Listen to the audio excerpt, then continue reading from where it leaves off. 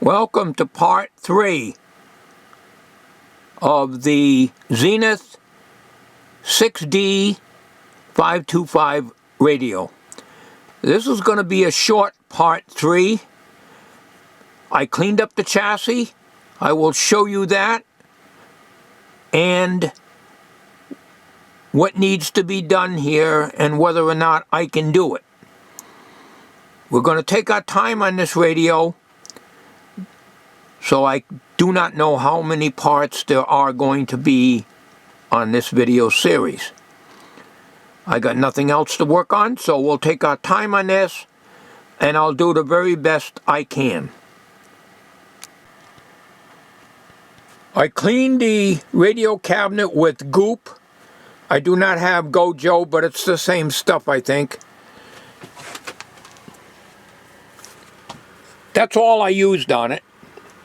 I put it on with a clean cotton rag and rubbed it. I did not use ultra-fine steel wool like somebody had suggested. I have fine steel wool, but I don't think it's fine enough. And I got all of it off. I think there's a little here. But the cabinet is looking a lot better.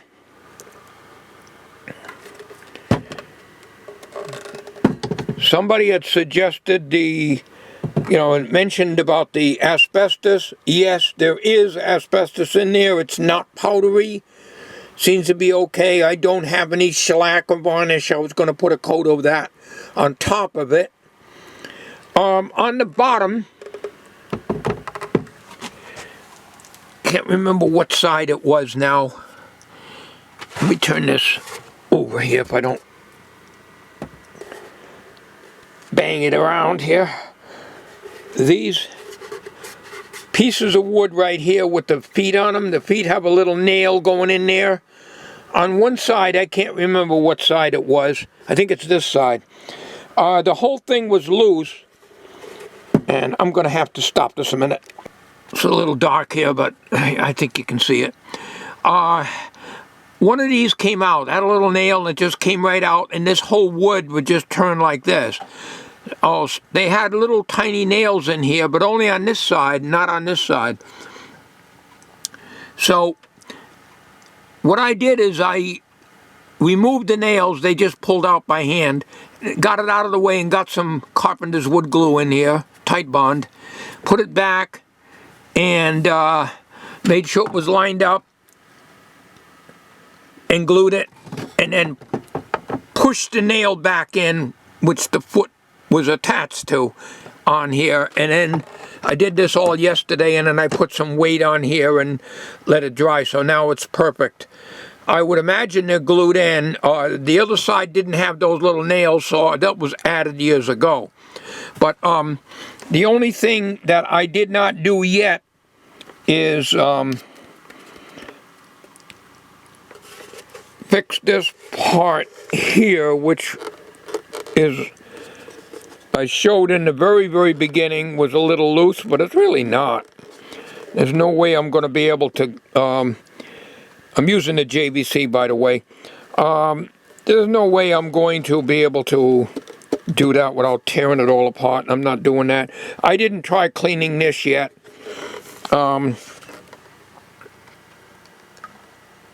It needs a little cleaning. I'll use Windex on that, of course. But this is all stapled in nicely. I'm not going to disturb it because I'll never be able to duplicate that. Getting that nice in there. See how nice that is stapled? I try to staple it. The staples won't drive in good. And, the stapler I have is not an industrial stapler. I mean, I have a T50 and a T32, but it might not. So this is so good. The grill cloth is so good. I don't mess around with things when they're 90% perfect, and I think this cabinet is 90% perfect. And I'm very happy with it. And that's just with the Gojo. Some of you had suggested using I can't remember now, some kind of a restore finish or something. These are things I can't buy right now, but I'm not into cabinet, if I was doing this all the time like a lot of you guys out there that do radio cabinets, that's different, you know. It doesn't pay me to buy something that I'm never going to use maybe only one time. So I like the way this looks. This looks good, just the way it is. And yes, there could be a little more scrubbing maybe to get it, but you know, I got to be careful. I don't want to damage the cabinet. So that's the story on that. Now let's go to the chassis.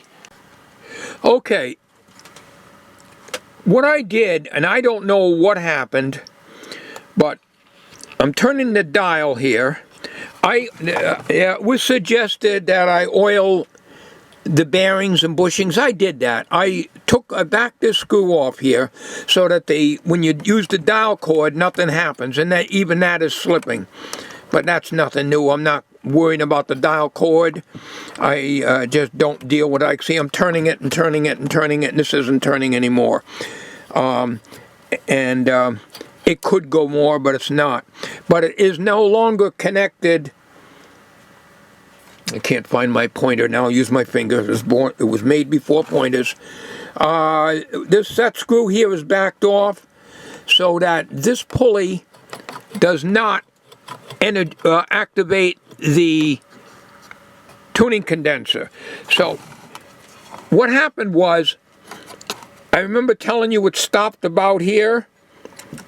Okay, so what I did is I disconnected this like I got now. In other words, I say disconnected, I mean I took this screw here and I backed it off so that only the dial itself will operate the tuning condenser. Okay, now here is what I did, and I put some pressure on it. Remember I showing you it only stopped about maybe here? Well, what I did is I turned the dial gently and put pressure on this, and I went like that. So whatever was stopping it cleared up. No idea. I don't know if the condenser's noise shorted or what. I won't know. I could put an ohm meter on from the stator to the rotor. That would be easy enough to do. Just, you know, this is disconnected so that I can put a meter here onto the ground, and I should get an infinity reading unless there's a short in the plates, and the same with this one. But this one has a wire going up underneath the chassis, so I may not be able to get an open circuit, which is what you want on a condenser. You don't want it shorted. So right now it's moving smoothly, not perfectly. This, can you hear that? And it's not dragging on here. Well, maybe it is a little bit. But it's smooth now.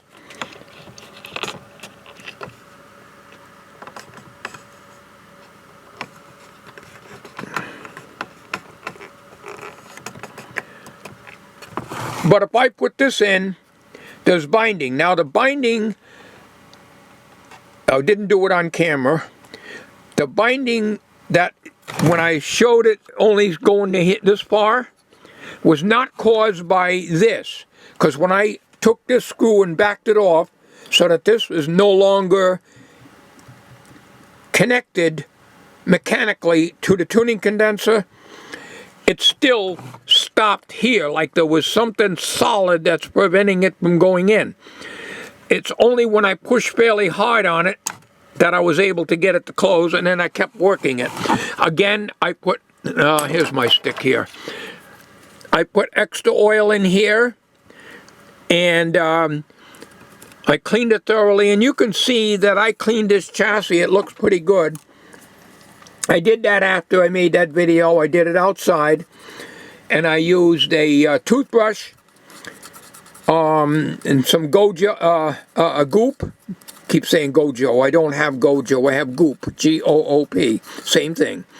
And I cleaned all this as much as I could underneath here, And then I took a screwdriver with a rag, a cotton rag, and went all up underneath and cleaned it thoroughly and got it fairly clean so that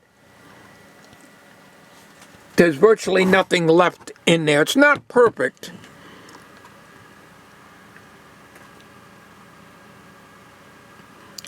but it's good enough for me, and I cleaned the rest of it all here, and of course I got all the dust out. So the situation here, doing a handheld obviously, yes, the condensers have to be replaced, the capacitors, but the rubber wire has got me very concerned.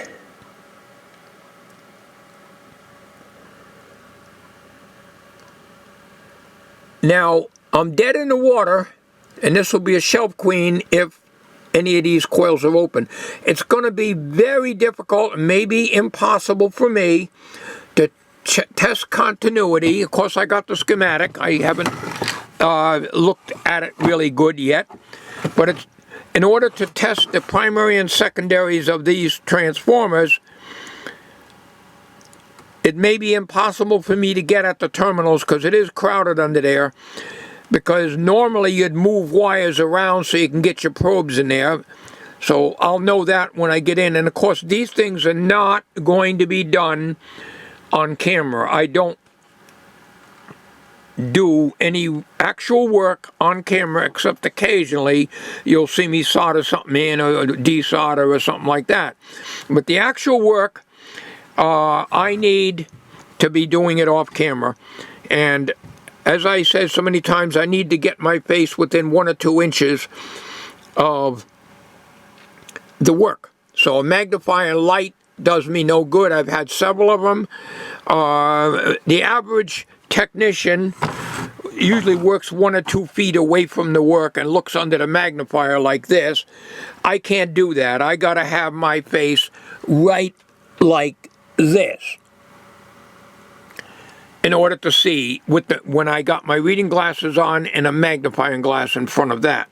So I'm not the average repair or tinkerer. So in my case, I'm special. Yes, but not in a good way. Permanent magnet speaker, as you can see here, that is a magnet. That's not a field coil. So the schematic shows a electrodynamic speaker, in other words, a speaker with a field coil. This is not the case. But the speaker is going to be the least of my worries. It's been suggested to take this off. In order to take this off, I can get out the 3 or 4 screws, I think there's 3, underneath and get it off. But you got to realize, and you may not be able to see, let me see if I can get you some light in there.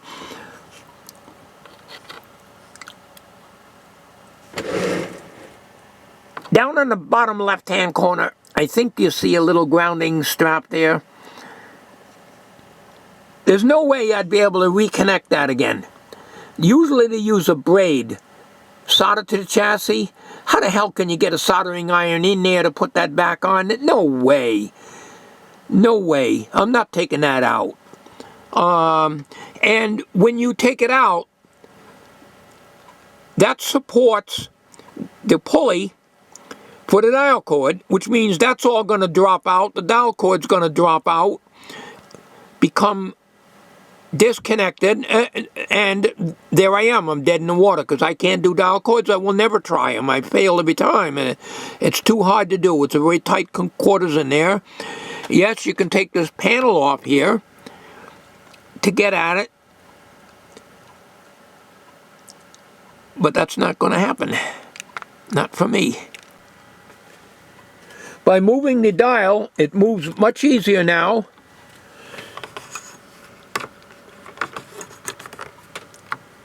by turning this.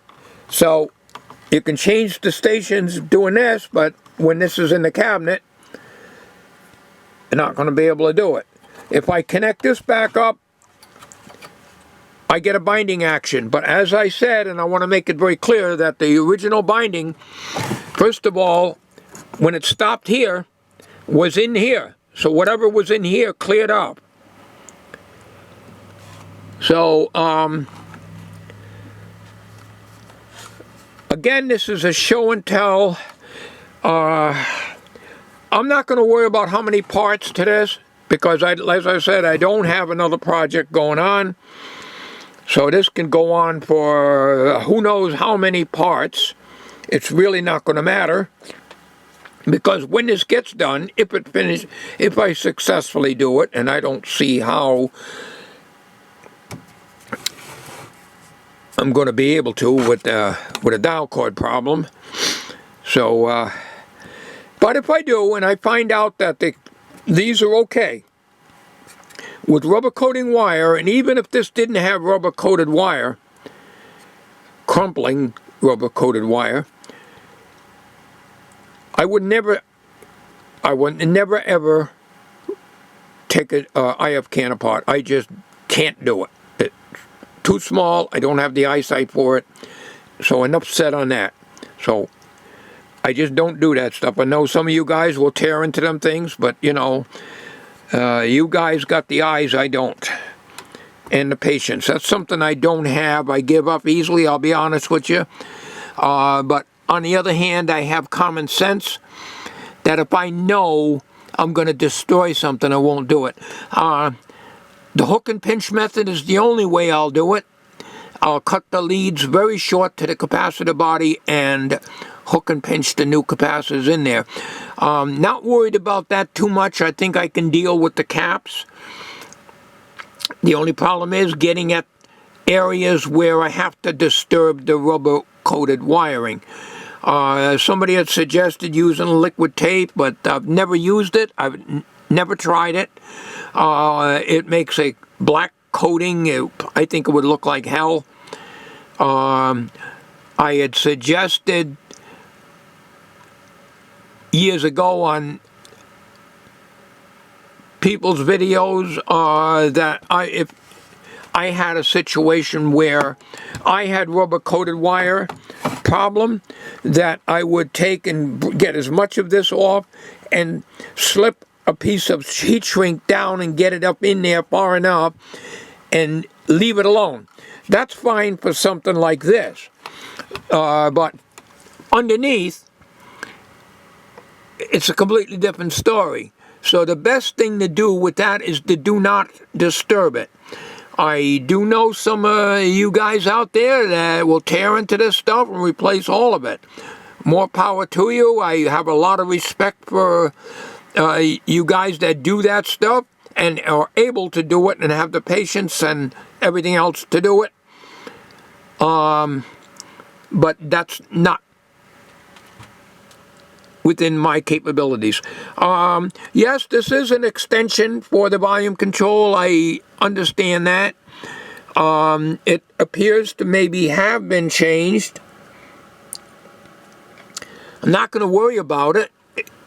Yes, this part sticks out, and it is noticeable and forces the knob to be further away from the cabinet. But I can live with that. I mean, if that's the most problem I've got with this thing, I'm not going to worry about it. Now, let's take a look at the bottom of the electrolytic and see if it's possible for me to get in there. There's two caps here. One I'm pointing to here, one here, and even this one. These three would have to come out. I would have to photograph that. And I leave the leads, I cut them short to the body of these old caps, make a notation of these three values, remove them so that I can get at the terminals here, and then it's not going to be much room. Here's your power cord coming in here. So that's going to leave a big problem getting a terminal strip in there. That's not going to happen. you can see there's very, very, very little room or no room to get a terminal strip in there. So I may have to hang electrolytics in there, and that's not the way I like to do it, but I've done things like that before when you just can't get into here. You don't want to put your capacitors on this end of the radio, okay? This is your RF section and IF section here. There's maybe room in here. This is audio. This is your RF. You don't want to put your electrolytics and stuff on the RF section of the radio in this area. You want to keep that over to this side. There's no room on top of the chassis to mount it. It would look like hell. And if I'm going to do that, I might as well remove this, which is an option, and stick the capacitors inside here. Maybe this cardboard sleeve will come off. I don't know. Yes, it does. Well,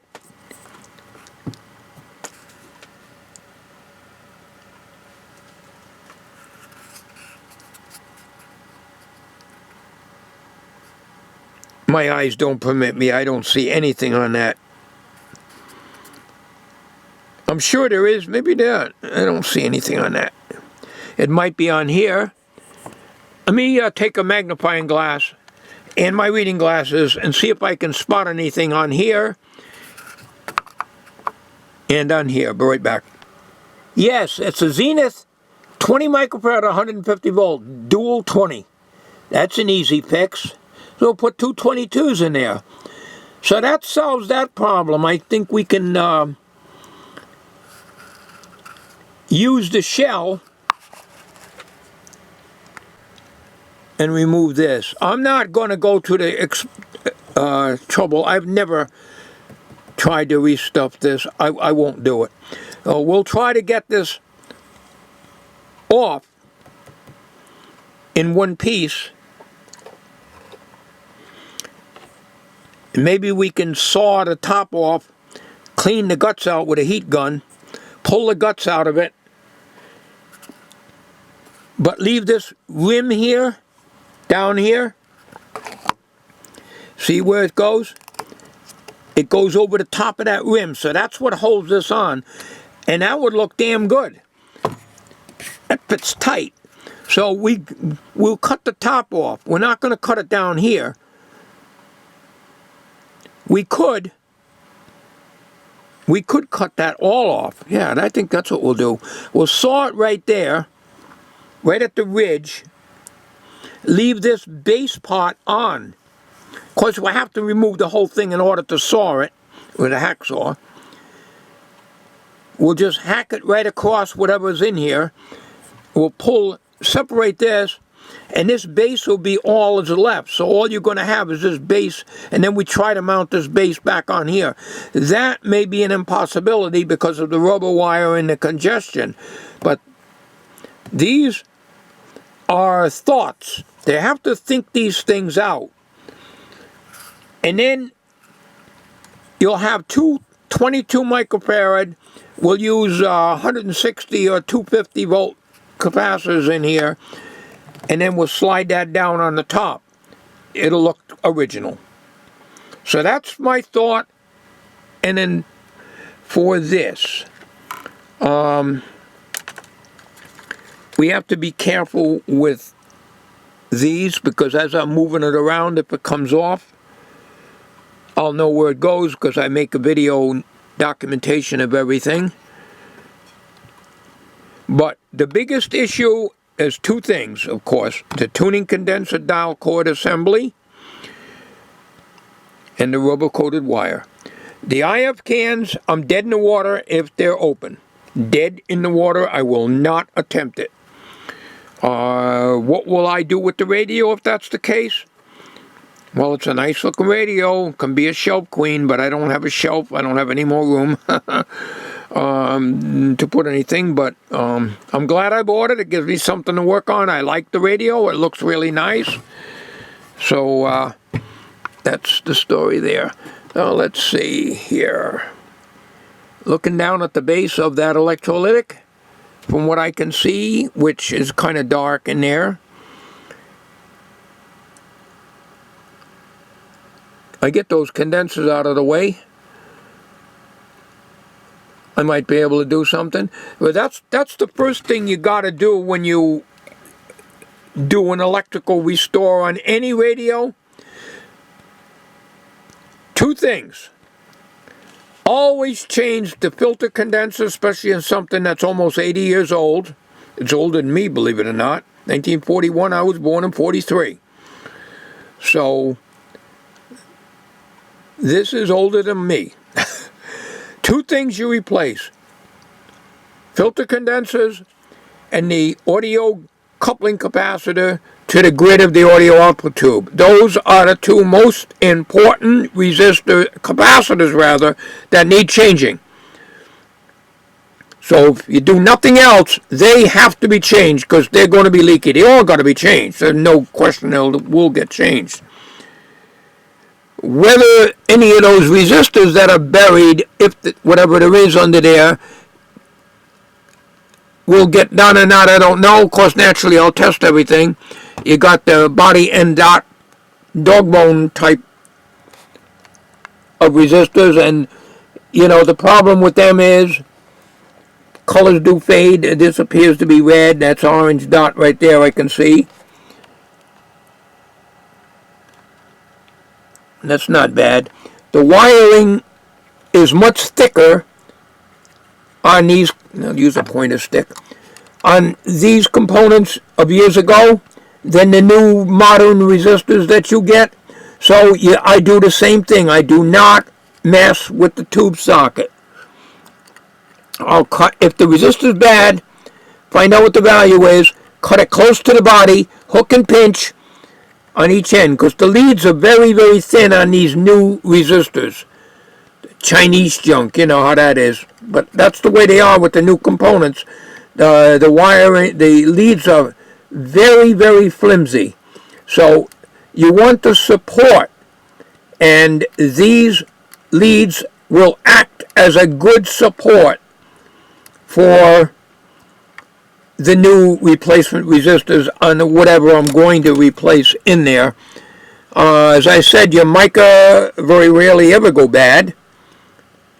Does happen, but you know, same with the ceramic discs, which there are none in here.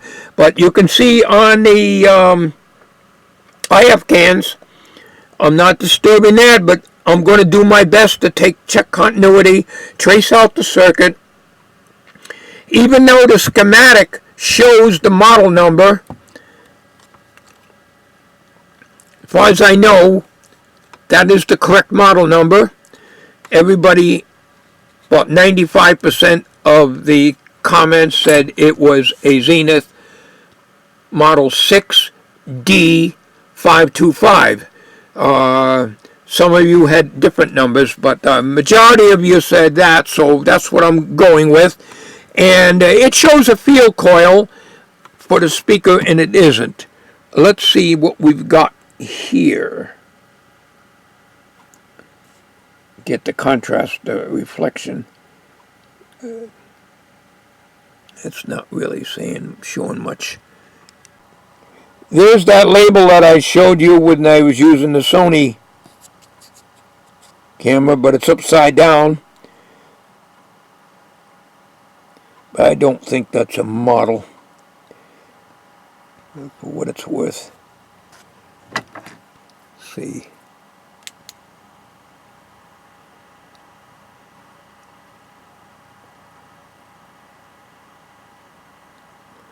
No.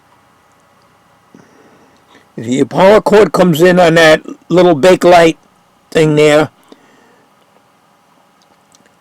So between the power cord coming in there, that's more congestion. Naturally, the new capacitors are going to be a lot smaller physically than the ones that are in here, so that will help. But they have to be out of there before I can even put the power cord in, because you can see a little piece of power cord right there. the little brown wire sticking down near the black one. I always leave them a little bit piece in there so you can plainly see where they connect to. And this is not a chassis ground set, and I'm going to show you the schematic right now. Now I'm going to get on the tripod for that. Hang on. Hope I got this steady enough for you. Now if you look here at the power switch, okay, this is the 35Z5 rectifier is your power plug.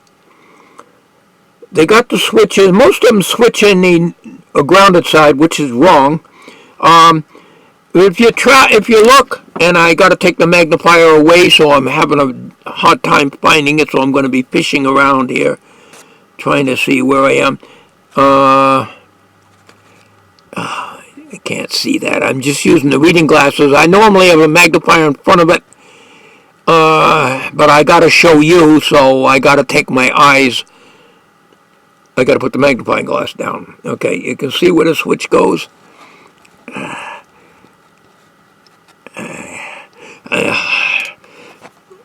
All right, I'm going to let you. I can't point and hold the schematic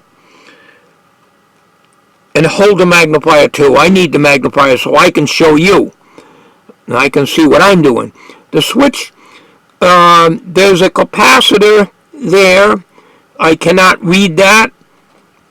It looks like a C9, but the print on this, well, this is the schematic that Doug gave me the link to. I appreciate it. And any others that have given Doug the schematic, I haven't tried looking to see if I can get a better schematic, but I doubt I can. There's a capacitor there, and then it goes to what appears to be a winding.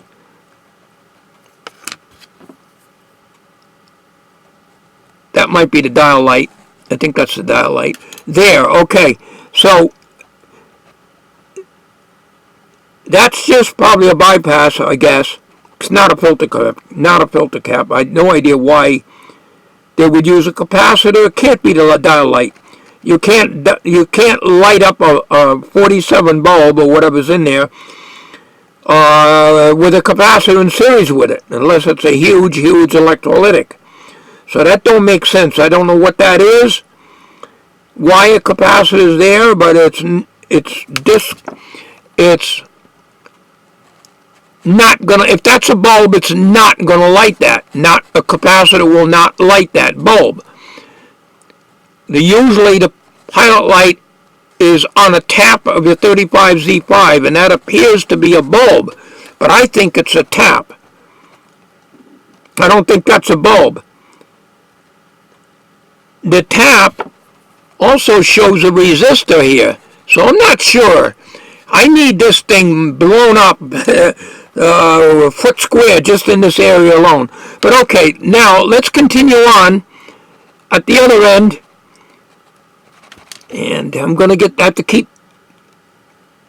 Okay, if you look here, it does not stop here. It stops at the middle, I think. Oh, man, I can't see good.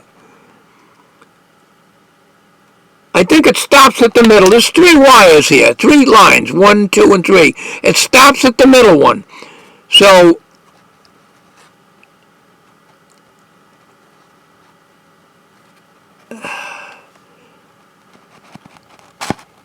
oh, I just can't see this stuff. I just can't see this. I'm sorry. Don't mean to complain, but I just can't see this. It goes to the filament. That goes to the filament of that tube. The center one goes to the filament of that tube. So they're switching that. That's a weird setup. Very weird.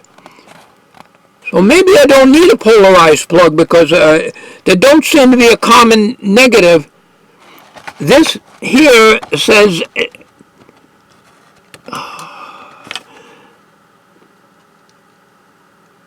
where is it?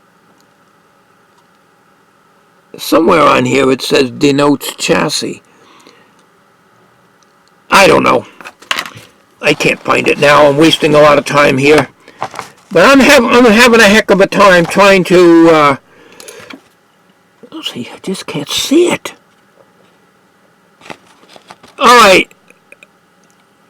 I'm not going to point anymore because it's very hard for me. It's wasting a lot of time.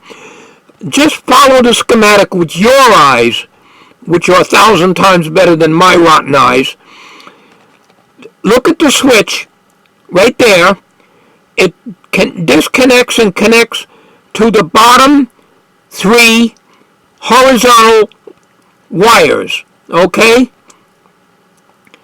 Okay, we follow the bottom horizontal wire, the middle. It connects to the middle. See, there's a dot right there in the middle where that wire goes, that dot at the junction?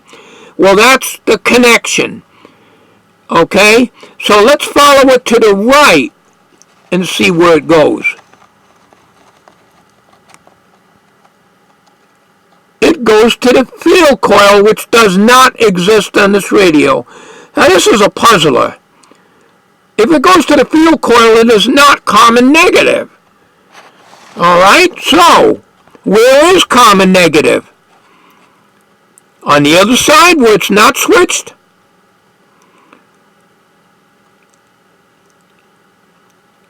That's the filament. There's the filament string. This is a mystery. This is a mystery. So, you know what I'm going to do when I get to... I'm just going to put a regular cord on there. I'm going to put a regular ordinary cord on there because this radio don't seem to have a common negative. I